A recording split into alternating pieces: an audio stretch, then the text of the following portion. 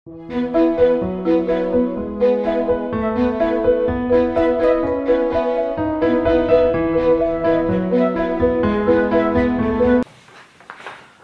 deň, vítam vás pri novom videu, ktoré som sa rozhodol venovať ochrane osobnosti, pretože v poslednom čase aj vďaka internetu a všetkým elektronickým možnostiam, ktoré dnes ľudia majú k dispozícii, sa čoraz častejšie stáva, že sa narúšajú teda práva, ktoré súvisia s ochranou osobnosti. Takže by som chcel aspoň v krátkosti o tom niečo porozprávať, čo to znamená, kde možno túto ochranu osobnosti nájsť a akým spôsobom sa môžeme brániť v prípade, že niekto nám tieto práva poruší. Čo sa týka vo všeobecnosti ochrany osobnosti, tak je potrebné určite povedať, že teda ten základ, ktorý poskytuje, alebo teda tá ochrana, ktorú poskytuje legislatíva Slovenskej republiky, sa nachádza v občianskom zákonníku. Teda konkrétne ide o teda ustanovenia paragrafu 11 až 16. A teda predmetom tejto ochrany osobnosti človeka je život a zdravie, ďalej ide o ľudskú dôstojnosť, občiansku česť, ide o súkromie, ide o ochranu mena a takisto aj ochranu prejavov osobnej povahy. To znamená, že tento výpočet vlastne oblastí, alebo dá sa povedať takých nehmotných statkov, alebo tak by som to povedal. Áno, pretože pre bežného človeka je potrebné povedať alebo podotknúť to, že nejde o ochranu niečoho, čo má hmotný charakter. Teda nejde o žiadne predmety, nejde o žiadne vlastníctvo a podobne, ale ide práve o tie nehmotné statky alebo nehmotný nejaký substrát, ktorým oplýva každý jedinec. To znamená, že raz keď mám právo na súkromie, tak nikto nemá právo mi do ňoho zasahovať, nikto nemá právo vynášať na verejnosť nejaké súkromné moje aktivity, činnosti, či v domácnosti, či ohľadne vzťahov, či na pracovisku, alebo doma, alebo medzi priateľmi, alebo partnerského života a podobne. To znamená, že toto všetko zahŕňa ochrana osobnosti. To znamená, že právo na ochranu občianskej cti a ľudskej dôstojnosti zahŕňa okrem civilných spoločenských vzťahov aj právo na česť v odborných kruhoch, napríklad vedeckých. To znamená, že aj tam, keby vám niekto zasiahol do tohto práva, že by napríklad verejne spochybňoval nejaké vaše výsledky vedeckej činnosti alebo tvorivej činnosti a podobne, čo by bolo samozrejme v rozpore s realitou, tak v takom prípade by bolo možné tohto človeka zažalovať pre ochranu osobnosti alebo teda z porušenia práv týkajúcich sa ochrany osobnosti. Ďalej, ako som povedal, právo na ochranu súkromia zahŕňa široký rozsah života človeka, právo na ochranu intimného života, citového života, priateľských vzťahov, rodinných vzťahov a podobne. To som sa už k tomu teda vyjadril. Samozrejme, právo na ochranu mena zahŕňa ochranu mena, priezviska osoby, ale aj toho pseudonymu, ktorý možno používa vtedy, keď teda chce, no povedzme si tak. Právom na prejavy osobnej povahy rozumieme právo na ochranu pred neoprávneným zásahom do prejavov osobnosti človeka. Ja by som sa pristavil aj k ustanoveniu paragrafu 12, pretože tam máme aj ochranu písomnosti osobnej povahy, podobizní, obrazových snímkov, obrazových a zvukových záznamov týkajúcich sa fyzickej osoby alebo jej prejavov osobnej povahy pred vyhotovením alebo použitím bez súhlasu tejto osoby. To znamená, zase, ochrana osobnosti spočíva aj v ochrane pred tým, aby niekto bez vášho súhlasu zverejňoval, alebo nielen zverejňoval, ale aj rozširoval napríklad vaše fotografie alebo videá, kde teda sa nachádzate alebo kde teda máte nejaký prejav a takýmto spôsobom vám zhoršoval kvalitu života. Reálne ide o to, každý si musí uvedomiť, že tá ochrana osobnosti spočíva v tom, že ten subjekt osobnostných práv môže byť len fyzická osoba, že to sa týka vždy len fyzickej osoby.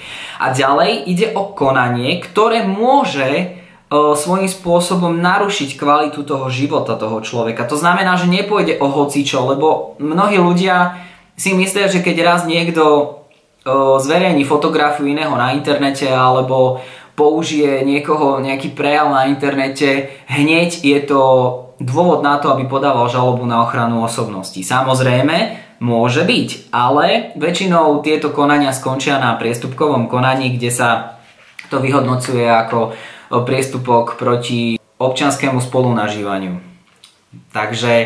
Takže nie všetko sa rieši hneď žalobou o ochranu osobnosti. No to znamená, že ten zásah musí byť samozrejme protiprávny a musí teda vyvolať nejaký protiprávny stav a teda zhoršenie kvality toho života. A čo sa týka už tých samotných útokov, tak to je obrovské množstvo, lebo v dnešnej dobe sú ľudia naozaj veľmi vynaliezaví a teda môže to dopadnúť tak, že potom sa žalujú na súdoch. Ja konkrétne momentálne mám jedného klienta, ktorému riešim ochranu osobnosti a týka sa to zverejňovania jeho fotografií bez jeho súhlasu na sociálnych sieťach, ktoré boli intimného charakteru, to znamená, že je to absolútne neprípustné. A toto konanie súvisí však aj s trestným konaním, v ktorej zastupujem tohto klienta ako poškodeného voči tejto osobe, ktorá je obvinená. Takže tam ide o nebezpečné prenasledovanie, ale potom to bolo prekvalifikované na teda elektronické obťažovanie, čo máme teda novú skutkovú podstatu v trestnom zákone. Lebo teda vykonával to prostredníctvom sociálnej siete a prostredníctvom internetu. Takže uvidíme, ako ten spor dopadne, ale teda zatiaľ je to v štádiu riešenia či trestným súdom alebo civilným súdom. Čo sa týka spôsobov, akými my môžeme sa dopracovať k nejakému výsledku alebo k nejakému cieľu v tomto konaní, tak samozrejme my môžeme podať návrh na upustenie od neoprávneného zásahu. To znamená, že v tomto prípade ide o negatórnu žalobu, kedy my môžeme podať návrh, aby súd rozhodol o tom, že tomu človeku zakáže, aby robil to, čo robil doteraz, čo vyvolávalo tento protiprávny stav. Ďalej, môže ísť o návrh na odstránenie následkov zásahov, tzv. Reštitučná žaloba. To znamená, že pokiaľ tento človek takýmto spôsobom už niečo spáchal, alebo teda niečo vykonal v rozpore so zákonom a malo to nejaký reálny následok, ktorý je možno odstrániť. Ťažko povedať, že o čo by mohlo ísť pri ochrane osobnosti, ale aj takáto možnosť je. Samozrejme, ono to je veľmi individuálne, to znamená, že každý ten prípad súd skúma samostatne a podľa dôkazov, ktoré sú preukázané, takže veľmi ťažko sa k tomuto všeobecne vyjadruje. Ďalší spôsob môže byť návrh na poskytnutie primeraného zadozučinenia. To je teda tzv. Satisfakčná žaloba. Ale veľmi často sa stáva, že tieto spôsoby alebo tieto návrhy môžu byť aj kumulované. To znamená, že vy môžete použiť alebo uplatniť si nárok aj na upustenie, aj na odstránenie škodlivých následkov, alebo napríklad o nejaké ospravedlnenie môžete žiadať o nejakú finančnú čiastku, ale to už by sme sa bavili potom o tej satisfakčnej a môžete to spojiť všetko. Ono to závisí od prípadu a od toho, ako to advokát podchytí. Takže toto je veľmi dôležité.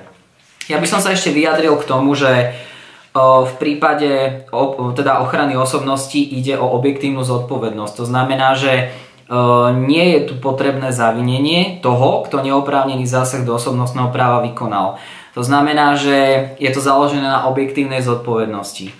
No a ešte by som povedal jednu vec, a síce, že je možné teda podať žalobu na ochranu osobnosti a náhradu nemajetkovej újmy v peniazoch. To znamená, ak niekto takýmto spôsobom protizákonným vám spôsobil problémy, ktoré by sa dali nejakým spôsobom vyčísliť, napríklad išlo by o zhoršenie kvality života aj z hľadiska zdravotného. Ja mám napríklad ľudí, ktorým bola reálne diagnostikovaná nejaká psychická porucha kvôli tomu, že prekonali stres alebo zažívali stresové obdobie, ovplyvnilo ich to v práci jedno s druhým, tak aj toto sa dá vyčísliť reálne, pretože pokiaľ aj boli na PNK alebo teda nemohli pracovať alebo boli nezamestnaní kvôli tomu, že na základe ich pracovného výkonu s nimi rozviazal zamestnávateľ pracovný pomer, tam ide o ušlý zisk, teda príjem nemali.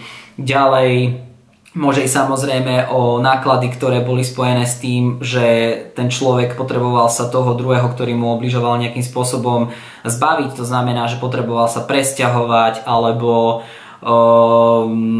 musel si nájsť možno iné zamestnanie, mal s tým spojené nejaké náklady. Čiže toto všetko sa dá žalovať, avšak je potrebné povedať, že právo na ochranu osobnosti a všetky tieto práva, ktoré sú s tým spojené, tieto osobnostné práva nie sú premlčateľné. To znamená, že vy ich reálne môžete žalovať kedykoľvek. Kedykoľvek môžete žalovať to, že k tomu došlo, teda k ich porušeniu. Avšak pri tej nemajetkovej újme v peniazoch, tam už sa bavíme o finančnej čiastke, takže toto právo je premlčateľné. Takže tam treba dávať pozor na premlčaciu dobu. No a ja by som vám iba odporúčil, že pokiaľ by sa stalo niečo, o čom som rozprával, že by vás niekto obťažoval nad mieru a vzbudzovalo by to nejakú dôvodnú obavu alebo by vás to nejakým spôsobom výrazne ovplyvnilo v kvalite života, negatívne samozrejme, tak určite je možné domáhať sa teda nejakého spravodlivého riešenia pred súdom a pokiaľ by ste sa s niečím podobným stretli, nedaj Bože, tak rozhodne vám odporúčam neriešiť to na vlastnú päsť, lebo toto sú veľmi komplikované spory, kde musíte mnohé dôkazy predložiť, musíte jednoducho sa o to starať. Takže vám odporúčam nájsť si advokáta, ktorý vás bude zastupovať a v prípade, že by ste sa chceli na niečo opýtať, tak pokojne mi môžete napísať e-mail alebo zatelefonovať alebo si pozrieť moju stránku, takže tam na mňa nájdete kontakt. Takže to by bolo k ochrane osobnosti všetko a ja sa teším teda na ďalšie video, kde vám zase porozprávam niečo zaujímavé. Ďakujem.